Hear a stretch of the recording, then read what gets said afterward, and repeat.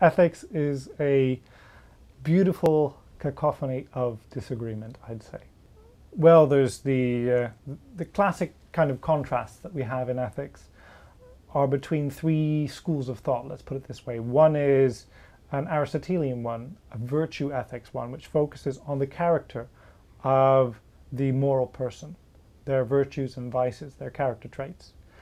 The second approach is what we call consequentialist, bases what is right and wrong on what would bring about the best consequences.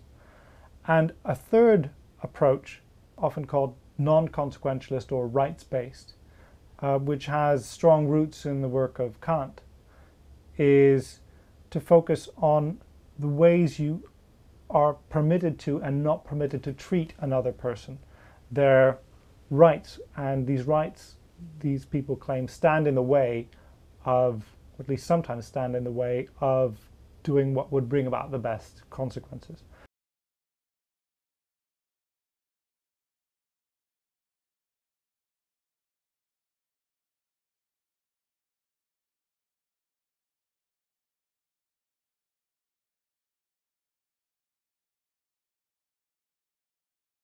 The book Conversations on Ethics came about by me basically starting as a philosophy student, reading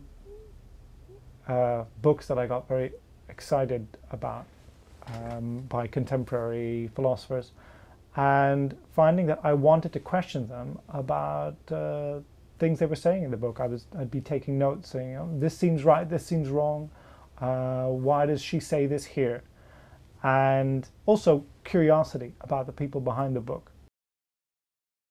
I chose to interview not just professional philosophers, but also, say, scientists who've been working on questions in moral psychology, like Daniel Kahneman, Nobel Prize winner in economics, actually, though his work is in psychology.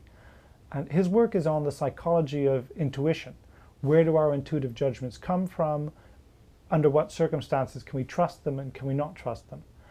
And he has done work on moral intuitions, where they come from, how dependent they are on circumstances, whether they're trustworthy or untrustworthy.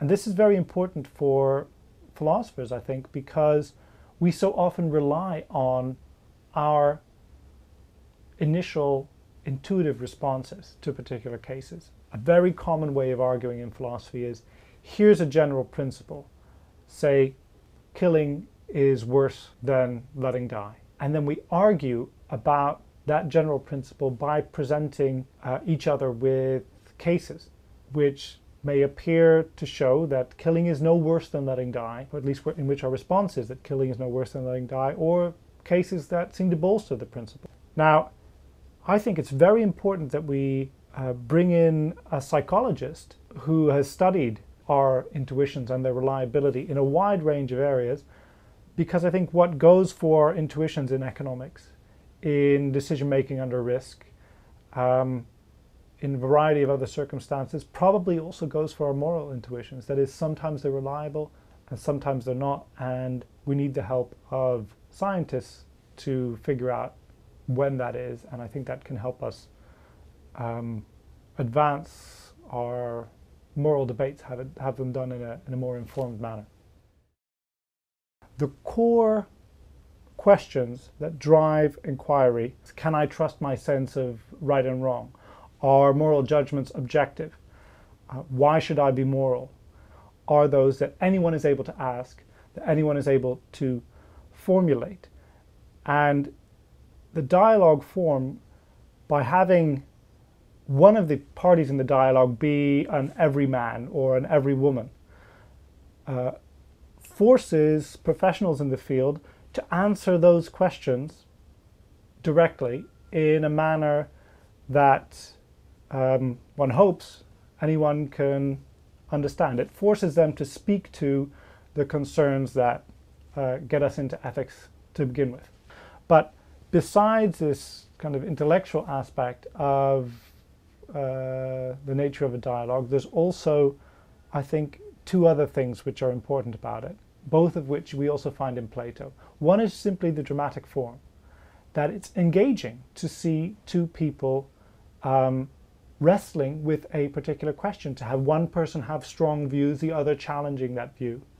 I remember that in my first year lectures here at LSE, I had a teaching assistant who kept interjecting at certain points in my lectures saying, your definition of determinism is wrong for this and this reason.